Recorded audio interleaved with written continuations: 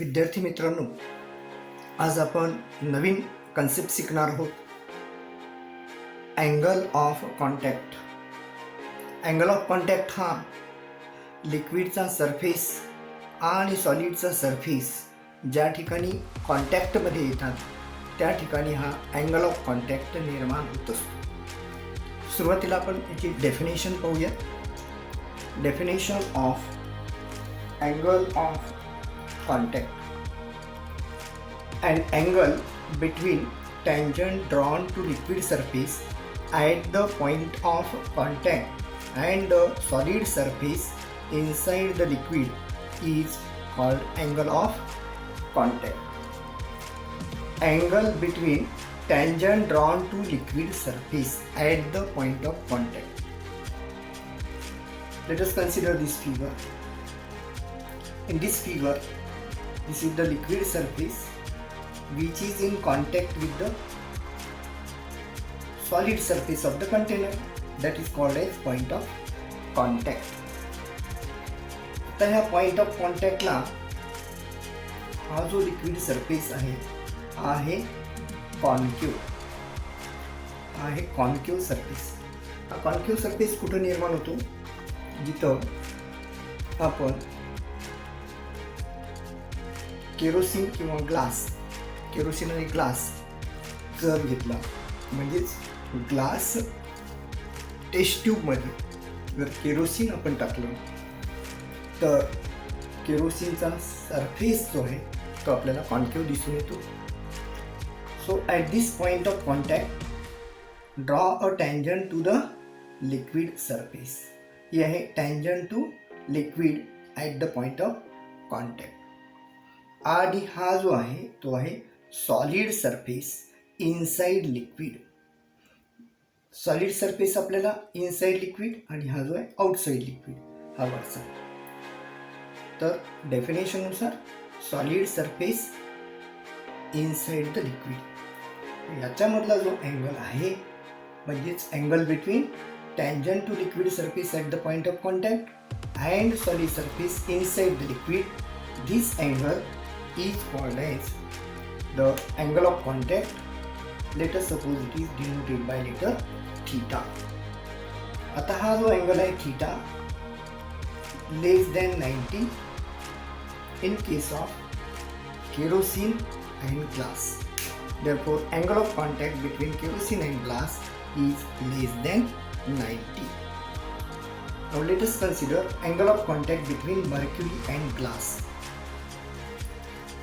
मर्क्युरीचा जो सरफेस आहे free surface, जर आपण ग्लास टेस्ट ट्यूबमध्ये मर्क्युरी घेतला तर मर्क्युरीचा फ्री सरफेस हा कॉन्व्हेक्स आकाराचा असतो.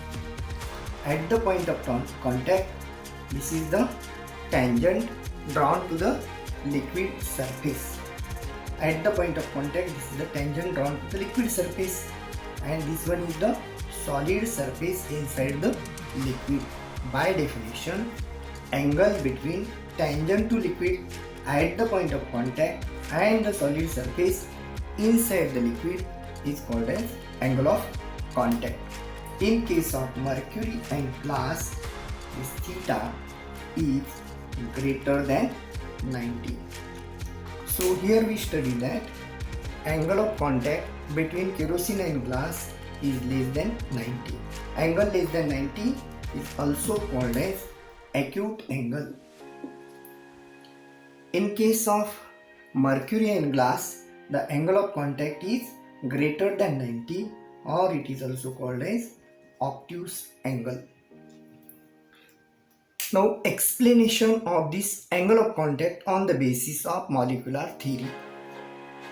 So let us consider a solid surface and in contact with the liquid surface.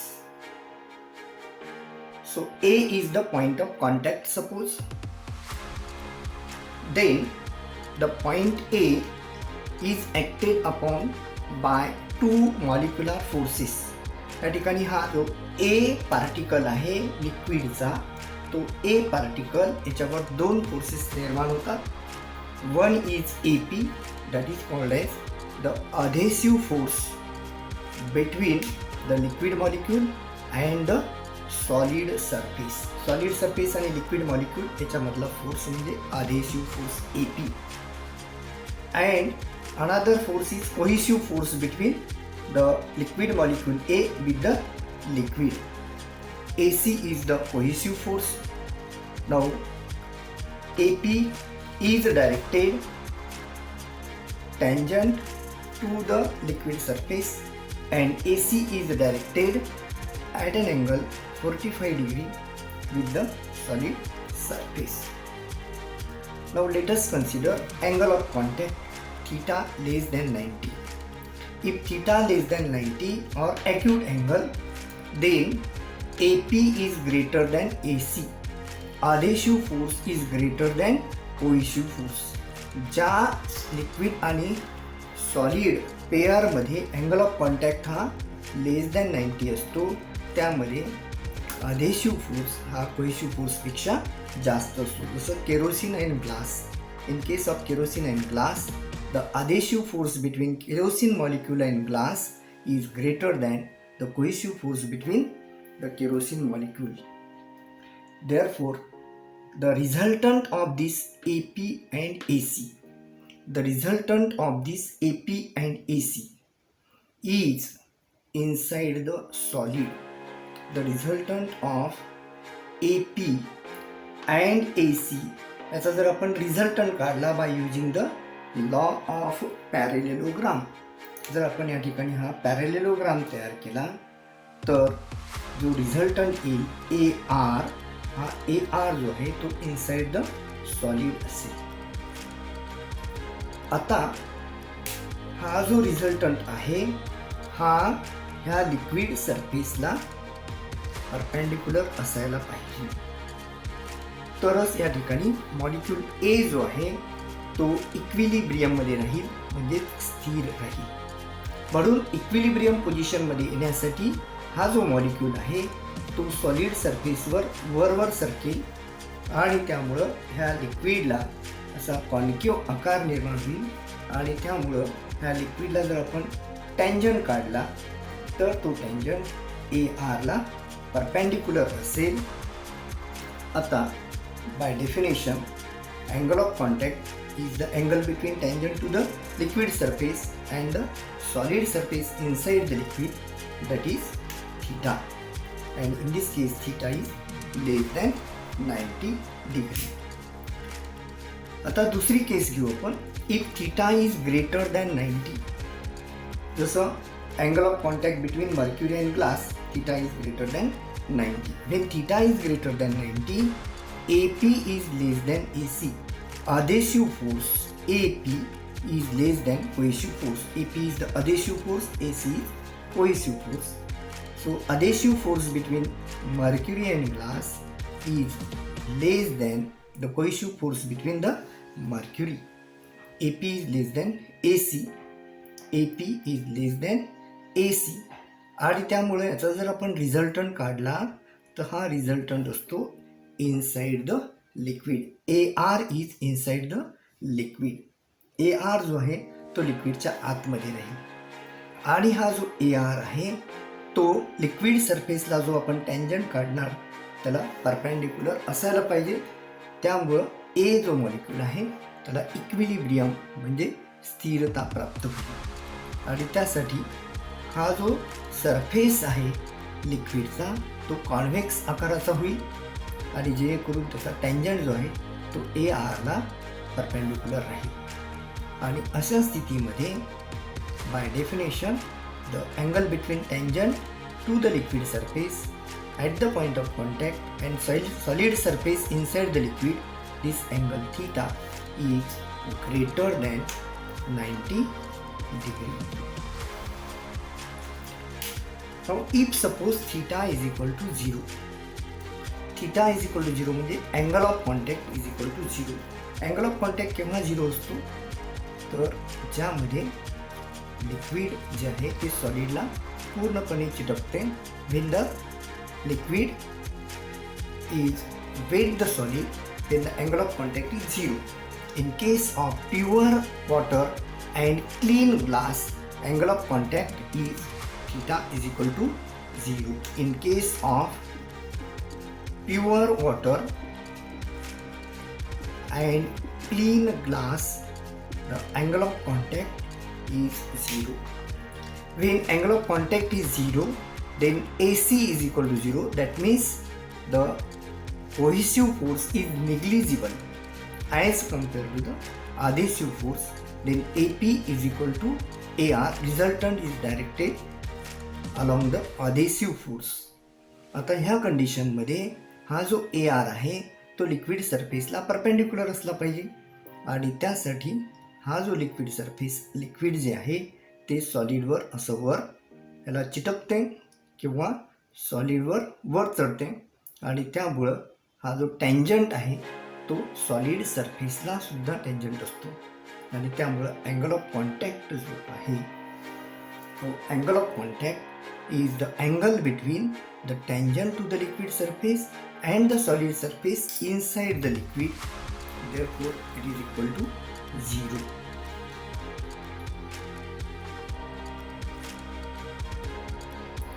So this is the explanation of angle of contact. Now let us consider hypothetical condition, that is theta is equal to 90. Angle of contact is 90. If the angle of contact is 90, then the adhesive force AC is at an angle 45 degree on the either side, and therefore the resultant lies along the surface here. AP is equal to AC. AP is equal to AC. A resultant lies along the solid surface, that is AR, and therefore from this figure angle RAC is equal to 45 degree. RAC is equal to 45. Sin 45 opposite side divided by hypotenuse.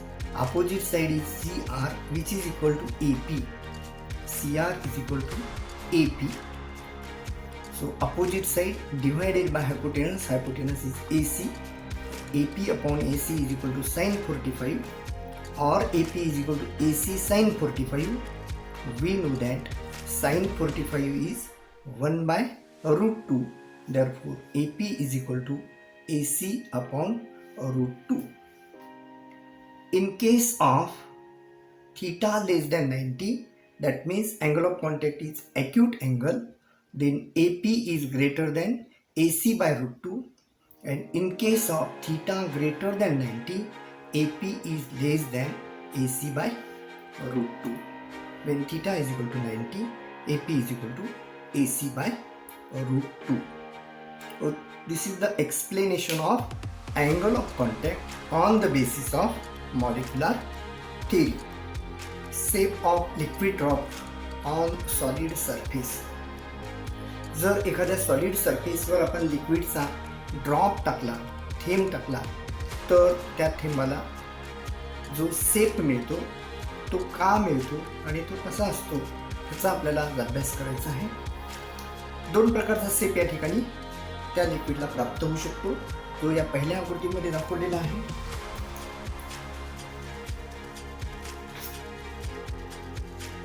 आणि हा दुसरा shape अशा प्रकारचा shape होऊ शकतो. तर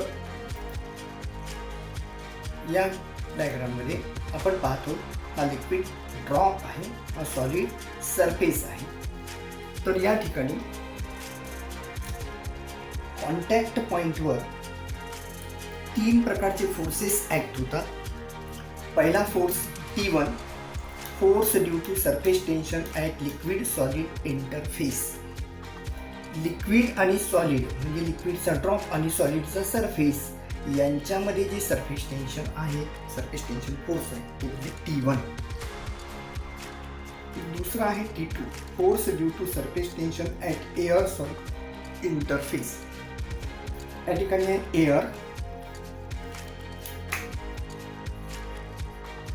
आणि solid. Air आणि सॉलिड यांच्या इंटरफेसवर असणारा सरफेस टेन्शन फोर्स म्हणजे T2 आणि T3 म्हणजे surface tension force between air and liquid interface. Force due to surface tension at air liquid interface is T3. आता जर हा ड्रॉप आपल्याला इक्विलिब्रियम मध्ये ठेवायचा असेल, म्हणजे ड्रॉप हा त्या ठिकाणी स्थिर ठेवायचा असेल, तर for equilibrium T2 must be equal to T1 plus T3 cos theta. या ठिकाणी T3 चे आपण दोन कंपोनंट करायचे, एक component along T1 and another one is perpendicular to this T1. So component along T1 is T3 cos theta. So T1 plus T3 cos theta, if it is equal to T2, then the drop is stable or it is in equilibrium. From this equation, cos theta is equal to T2 minus T1 upon T3. Now in the first case, T2 is greater than T1. T2 is greater than T1. If T2 is greater than T1, cos theta is positive and theta is less than 90 degree. If T2 is greater than T1, then cos theta is positive and theta is less than 90 degree. या ठिकाणी हा जो theta आहे लेस than 90 आहे, म्हणून या ड्रॉपला अशा प्रकारचा सेप प्राप्त होईल. दुसऱ्या ड्रॉपमध्ये काय होते, T2 is less than T1, cos theta is negative, T2 minus T1. When T2 is less than T1, T2 minus T1 is negative, cos theta is negative. When cos theta is negative, theta is greater than 90 degree. या ठिकाणी obtuse angle तयार होतो आणि त्यामुळे ड्रॉपला अशा प्रकारचा सेप प्राप्त होतो. When T2 minus T1 is equal to T3, cos theta is equal to 1 and theta is equal to 0. ह्या कंडिशनमध्ये म्हणजे तिसऱ्या कंडिशनमध्ये ड्रॉपच तयार होणार नाही, ते लिक्विड जे आहे ते पूर्णपणे सॉलिडच्या सरफेसवर पसरल्या जाईल आणि ड्रॉप तयार होणार नाही. आणि चौथी condition, T2 minus T1 is greater than T3. जर T2 minus T1 T3 पेक्षा मोठा असेल, cos theta greater than 1 आणि cos theta 1 पेक्षा मोठा नसतो, it is not possible. Therefore this condition is not happen. So हे झालं explanation of shape of liquid drop on solid surface on the basis of surface tension. आता last part आहे आपला surface टेन्शनचा, तो म्हणजे effect of impurities and temperature on the surface tension. तर पहिल्यांदा आपण घेऊ effect of impurity on surface tension. Number 1, bye adding soluble impurity surface tension of liquid increases. By adding soluble impurities such as salt added in water. Salt is soluble in water. Therefore, when salt or sugar added in water, the surface tension increases. By adding sparingly soluble substance, surface tension decreases. Example, detergent in water. Detergent is sparingly soluble or partially soluble in water. Therefore, when detergent is added in water, its surface tension decreases. By adding insoluble impurity, the surface tension decreases. Insoluble impurity जरी आपण add केली तरी surface tension हे कमी होते आणि त्यामुळं कपडे धुण्यासाठी आपल्याला पाण्याचं सरफेस टेन्शन कमी असणं गरजेचं असते, म्हणून त्यामध्ये आपण सॉल्युबल सबस्टन्स म्हणजे डिटर्जंट ॲड करत असतो. Second, effect of temperature on surface tension. The surface tension of liquid decreases by increasing its temperature. Generally लिक्विडचं सरफेस टेन्शन हे टेम्परेचर वाढवलं तर सरफेस टेन्शन कमी होते. The surface tension of liquid decreases by increasing its temperature. त्यामुळं पाण्याचं surface tension कमी करण्यासाठी पाण्याला गरम केलं जाते. हॉट वॉटर आपण कपडे धुण्यासाठी वापरतो, कारण हॉट वॉटरचं जे सरफेस टेन्शन आहे ते कमी असते. कपडे धुण्यासाठी पाण्याचं सरफेस टेन्शन कमी असणं गरजेचं असते.